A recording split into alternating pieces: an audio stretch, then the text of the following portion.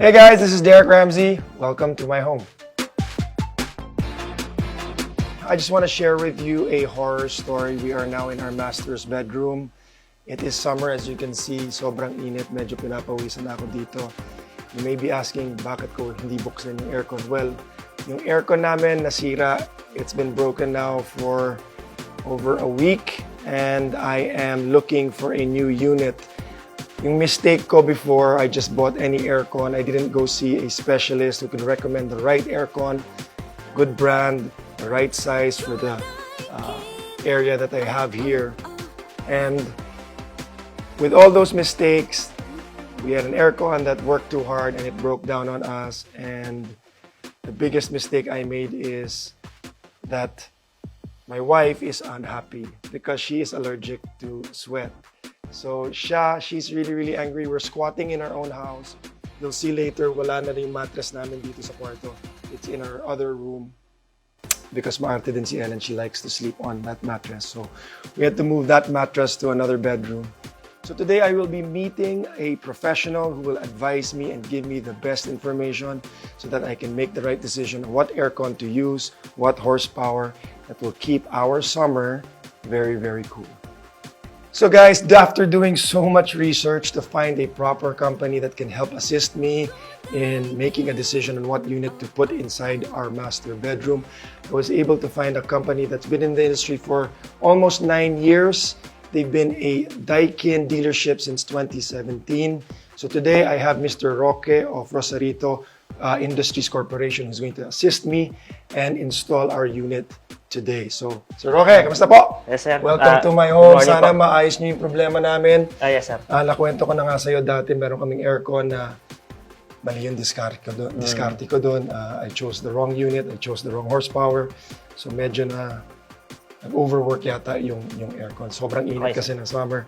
So anong masasuggest yung unit, anong horsepower for a room this size? Yes, sir. Bali, upon inspection nga po namin, sir, so medyo malaki nga po yung room area ninyo, sir, o yung kwarto nyo. Bali, which is, sir, Sky Air, Daikin, wall-mounted po. Okay. Suitable kasi siya, sir, for the wide room. Ilang horsepower yun? Sir. It's 4 horsepower, sir. Awesome. Yes, na wall-mounted, sir. Okay. So, also yun, sir, energy efficient siya, since Japan technology po yung unit natin. And also, yun sir, kung nagka-problem ka sa unit mo dati, ito sir, 5 years warranty for compressor.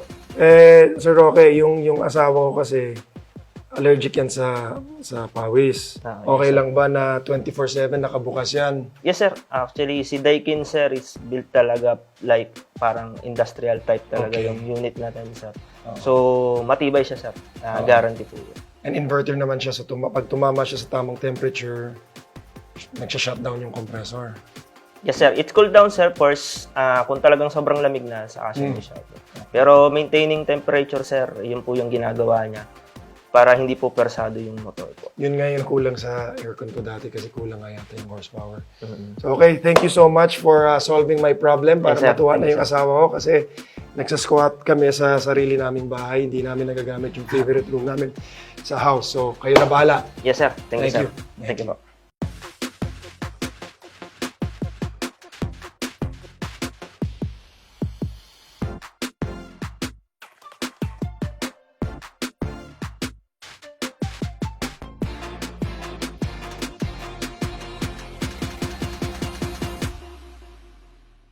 Alright guys, our new aircon is installed. Malamig na yung kwarto namin. Pwede na kami bumalik dito sa kwarto namin ni Ellen. Thanks to Rosarito and of course to you, sir. Thank you for your assistance.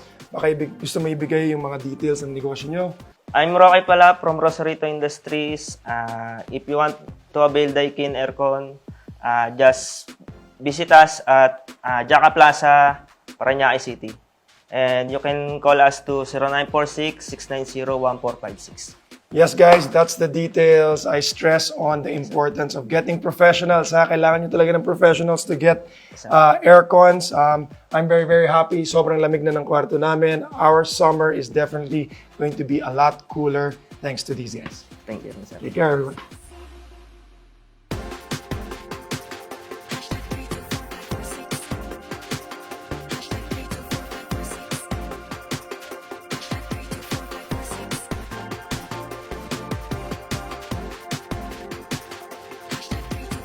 All right, guys, thank you for joining me in my home. I am very, very happy that I was able to find a specialist to assist me.